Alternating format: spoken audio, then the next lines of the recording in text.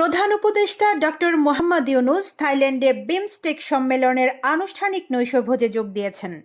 একই অনুষ্ঠানে যোগ দিয়েছেন ভারতের প্রধানমন্ত্রী নরেন্দ্র মোদী।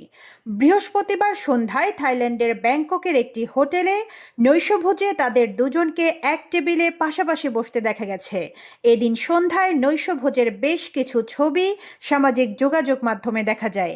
কিছুটা দূর থেকে তোলা ছবিগুলো পোস্ট করেছেন প্রধান উপদেষ্টার প্রেস সচিব শফিকুল আলম। ছবিগুলো পোস্ট করে ক্যাপশনে তিনি লিখেছেন, ব্যাংককে বিমস্টেকের অফিসিয়াল ডিনার। নৈশভোজে থাইল্যান্ডের প্রধানমন্ত্রী পেতনতার্ন সিনাওয়াত্রা এবং প্রধান উপদেষ্টা প্রফেসর ইউনূসকে ছবি তুলতে দেখা যায়। এছাড়া সদস্য দেশগুলোর রাষ্ট্রপ্রধানরাও গ্রুপ ছবি তোলেন। বিমস্টেক সম্মেলনে যোগ দিতে 2 দিনের সফরে ব্যাংককে অবস্থান করছেন ডক্টর ইউনূস। শুক্রবার বিমস্টেকের চেয়ারম্যানের দায়িত্ব পাচ্ছে বাংলাদেশ। প্রধান উপদেষ্টার কাছে দায়িত্ব হস্তান্তর করবেন থাইল্যান্ডের প্রধানমন্ত্রী।